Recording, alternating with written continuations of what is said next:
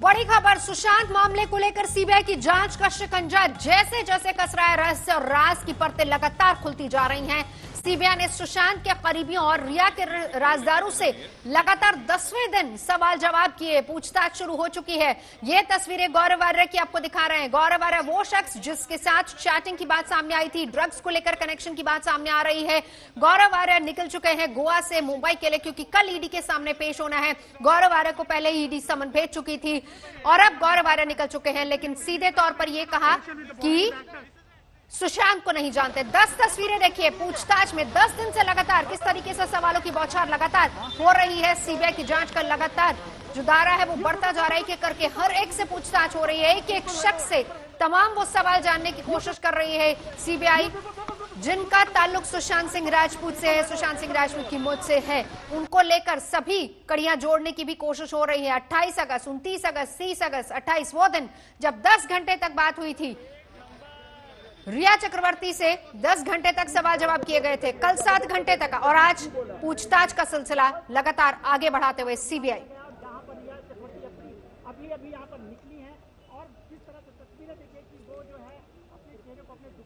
शम्स खान इस वक्त हमारे साथ जुड़ा है। शम्स, अब बहुत बड़ी बात है यहाँ पर कि कड़ियां तो जुड़ रही हैं, लेकिन गौरव आर्य जो सीधे तौर पर पेशी के लिए निकले हैं, कल ईडी के सामने पेश होना है, पर कहा सुशांत को नहीं जानता और 2017 के बाद कभी रिया से कोई कांटेक्ट हुआ ही नहीं।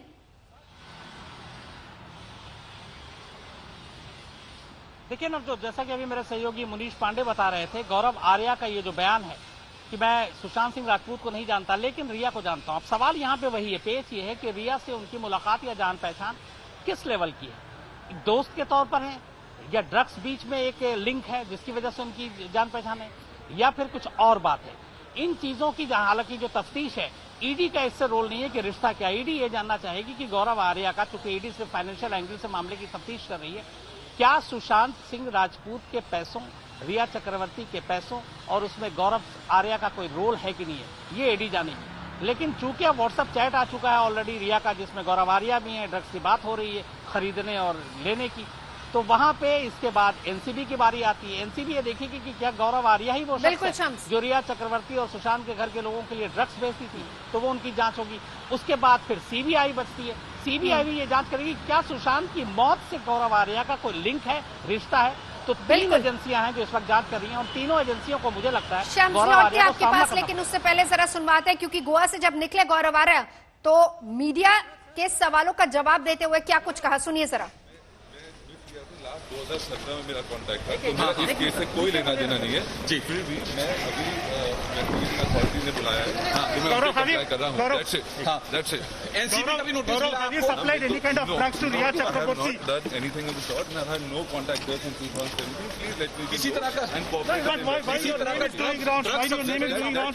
You have been summoned by the enforcement department. You don't have any kind of connection with the Bollywood actor. This is an exit. Huh? Any kind of कब मुलाकात हुई थी आपकी रिया से? when was the last time you Last 2017 was my contact with her. Please and maintain social distancing. We're going to get sick right now. Please. Sir रुक के बोलिए। No, but this is not social distancing. Please maintain social distancing. बोल दीजिए। Come on, you know me. Why are you doing this? Sir Sushant Rajput से आप मिले थे? when is the last नहीं, time मैं you कभी met? नहीं मिला था उनसे। So when is the last time you met Riya Chakraborty? 2017. You have not given any kind of drugs to her.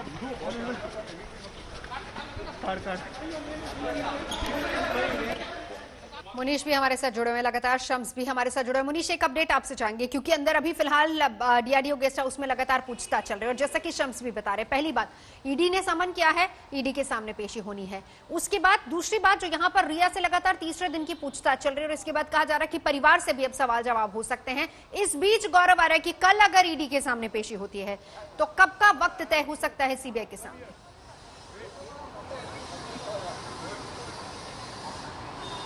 जी देखिए, सीबीआई इस मामले में जितने भी कड़ियां हैं उनको जोड़ने की कोशिश कर रही है और गौरव आर्या चूंकि कल ईडी के सामने आ रहे हैं, ईडी अधिकारियों की सीबीआई अधिकारियों से पहले ही मुलाकात हो चुकी है और गौरव आर्या बहुत मुमकिन है कि जब उनकी पूछताछ खत्म होगी उसके बाद में सीबीआई उन्हें फोन कर अगले दिन, यानी कि कल के अगले दिन वो उसको पूछताछ के लिए बुला सकते हैं। क्योंकि सीबीआई जो है इस मामले को हर एक एंगल से जांच कर रही है और सीबीआई चाहती है कि जांच को जल्दी से जल्दी पूरा किया जा सके। ऐसे में कोई किरदार जो गोवा में रहता है, अगर वो मुंबई आ रहा है और इस पूरे डेथ केस में, सुशांत की मौत के मामले में अगर वो आ रहा है मुंबई में, तो मुमकिन है कि सीबीआई उससे तुरंत का तुरंत पूछताछ करना चाहेगी, ताकि सीबीआई को समझ में आए कि आखिरकार इस ड्रग का सुशांत की मौत से कोई कनेक्शन है या नहीं है। और जैसा शम्स बता रहे थे, सीबीआई ने इस गौरव आर्या को लेकर रिया चक्रवर्ती से पहले ही पूछताछ कर ली है।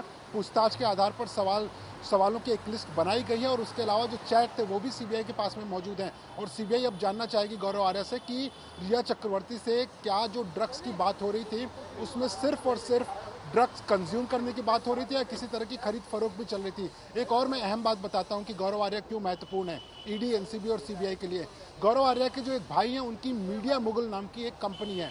ये जो कंपनी है ये इंटरटेनमेंट यानी कि बॉलीवुड के बहुत सारे सेलिब्रिटीज़ को जानना चाहती है, इसलिए ये कंपनी महत्वपूर्ण बन गई है एनसीबी के लिए, क्योंकि उनको अंदेशा ऐसा है कि अगर उस कंपनी के जरिए बहुत सारे सेलिब्रिटीज़ के टच में थे उनके बड़े भाई, तो हो सकता है उसका फ़ायदा उठाकर गौरव आर्या बाकी जो मीडिया के लोग हैं, इंटरटेनमेंट के लोग हैं और बॉलीवुड के लोग हैं, उनको भी हो सकता है ड्रग्स को लेकर बातचीत की गई हो, ड्रग्स सप्लाई की गई हो। ये सारी की सारी जो बातें हैं उस पर जांच होना भी बाकी है। कल ईडी के सामने आना है, लेकिन मुमकिन है कि उसके अगले दिनों में एनसीबी और सीबीआई भी उनसे लगातार सवाल जवाब करेगी। बिल्कुल शम्स, जरा समझाइए, क्योंकि अब ईडी के सामने कल पेशी होनी है, सवाल जवाब का सिलसिला बिल्कुल होगा ही, और जैसा कि मुनीश भी बता रहे हैं कि एक पूरी लिस्ट सवालों की पूरी फहरिस्त तैयार कर ली गई होगी।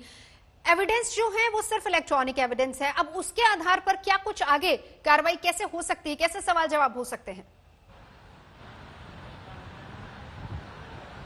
देखिए नवजोत, इलेक्ट्रॉनिक एविडेंस कोर्ट में एडमिसिबल नहीं है, नहीं मानती अदालत, लेकिन एक दूसरी तरीके से देखें तो बहुत अहम सबूत होता है। उस एविडेंस के जरिए, उस व्हाट्सएप चैट के जरिए बहुत सारे नाम आते हैं। उन नामों के जरिए एजेंसी, जो भी इन्वेस्टिगेटिव एजेंसी है, वो धीरे धीरे आगे बढ़ती है। जैसे शुरुआत में आप देखेंगे व्हाट्सएप चैट में कुछ अलग नाम थे, फिर कुछ सैम्बल का नाम था, अब एक नया नाम आया। तो हो सकता है गौरव आर्या के अगर मोबाइल को चेक किया जाए तो उसमें आगे के कुछ नाम होंगे, तो कड़ियां इस तरीके से जुड़ती जाएंगी। लेकिन दो चीजें यहाँ पे देखनी पड़ेगी। अभी तक गौरव आर्या का ये दावा है कि 2017 में उनकी आखिरी मुलाकात हुई थी रिया चक्रवर्ती से, सुशांत सिंह राजपूत से कभी नहीं मिले। रिया चक्रवर्ती का दावा है कि अप्रैल 2019 में उनको प्यार हुआ सुशांत सिंह राजपूत से और उसके बाद वो उनकी जिंदगी में आई। तो ये 17 और 19 का अप्रैल, इन दोनों के बीच में, और अप्रैल के बाद जो सारे ड्रग्स की बात हो रही है, अगर 2017 में मुलाकात थी सिर्फ, तो क्या 2019 अप्रैल के बाद रिया चक्रवर्ती गौरव के आर्या के संपर्क में थी, ड्रग्स के लिए संपर्क में थी, या फिर सुशांत की जो बाकी चीजें आ रही, इन्वेस्टमेंट, आपके ट्रस्ट बनाने की, पैसे की बात? क्योंकि ईडी के सामने जाना एक सवाल खड़ा करता है। ईडी के सामने गौरव आर्या की पेशी ड्रग्स के लिए हो ही नहीं सकती है, ना हो रही है।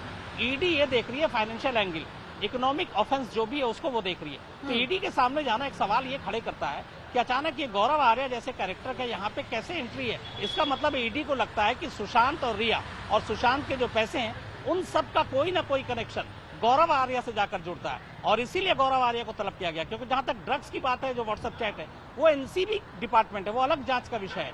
ईडी के सामने महत्वपूर्ण यही है कि गौरव आर्या का जाना, यानी कि ईडी को डाउट है कि जो भी इसमें फाइनेंशियल घपला अगर कुछ है रिया की वजह से, सुशांत के पैसों का, तो कहीं ना कहीं उसका कोई कनेक्शन गौरव आर्या से जुड़ता है। बहुत अहम है, बहुत अहम है। जाहिर सी बात है ईडी के सामने अगर पेशी हो रही है, इसका मतलब कुछ ना कुछ फाइनेंशियल घपला है, जिसका जिक्र शम्स लगातार आप बता ही रहे हैं। ड्रग्स वाले मामले को लेकर एनसीबी की तरफ से पूछताछ होगी, सीबीआई ने अपने अलग से सवाल तैयार किए हैं। लेकिन मुनीश पांडे, जैसे जैसे अब दिन की भी बात छोड़िए, घंटों की बात कर लीजिए, वक्त जैसे जैसे बीतता जा रहा है, इसमें नई नई कड़ियां, नए नए पेच अब इसमें और ज्यादा उलझते जा रहे हैं। शुरू हुआ मामला नेपोटिज्म से, मुलाकात हुई थी आपकी रिया से। हट जाओ, हटो, पीछे हटो ना, आने दो बाहर। भाई पीछे जाओ थोड़ा सा, please come out. Yes sir, yes sir, agree sir, agree. थोड़ा डिस्टेंस बना लो। डन डन डन, हट जाओ, हट जाओ, हट जाओ, एक मिनट सर, सबको हट जाओ, हटो, पीछे हटो ना, आने दो बाहर। भाई पीछे जाओ थोड़ा सा, please come out. Yes sir, yes sir, agree sir, agree. थोड़ा डिस्टेंस बना लो। डन डन डन, हट जाओ, हट जाओ, हट जाओ, एक मिनट सर, सबको हट जाओ, हटो, पीछे हटो ना, आने दो बाहर। भाई पीछे जाओ थोड़ा सा, please come out. Yes sir, yes sir, agree sir, agree. थोड़ा डिस्टेंस बना लो। डन डन हट जाओ। तो सुशांत केस में रिया चक्रवर्ती से राउंड 3 की पूछताछ लगातार चल रही है। डीआरडीओ गेस्ट हाउस में ये बातचीत हो रही है, पूछताछ हो रही है और इस बीच एक बड़ी खबर ये आ रही है कि सीबीआई सुशांत के परिवार से भी अब पूछताछ करेगी। बहन प्रियंका और उनके पति से सीबीआई सवाल जवाब करेगी। साथ ही सुशांत के स्टाफ और दोस्त को बिठाकर बहन नीतू से भी सीबीआई सवाल जवाब करेगी। 8 से 12 तारीख तक नीतू घर पर थी, क्या कुछ हुआ उस दौरान, जो घर का स्टाफ है उससे सवाल किए जा चुके हैं, उनसे जानकारियां इकट्ठी की जा चुकी है। लेकिन अब बहन क्या बताएंगी वो बहुत अहम होगा, क्योंकि जानकारी उनको भी होगी। आज तक से बातचीत करते हुए रिया ने सीधे तौर पर कहा था कि उनकी बहन नीतू उस वक्त वहां पर थी, वो ज्यादा इसके बारे में बता सकती हैं कि आखिर उस दौरान क्या हुआ, क्या स्थिति थी।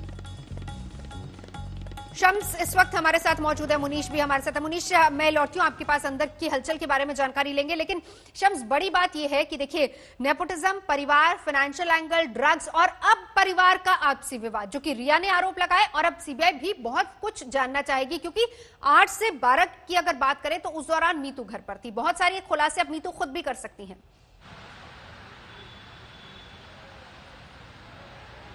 देखिए ना, अब जो 2 चीजें हैं जो सीबीआई को एस्टेब्लिश करनी है। पहली चीज ये है कि रिया का लगातार कहना है कि सुशांत के परिवार वालों के साथ उनके रिश्ते कभी अच्छे नहीं थे, उनको लेके उनके अंदर कोई भावना भी नहीं थी।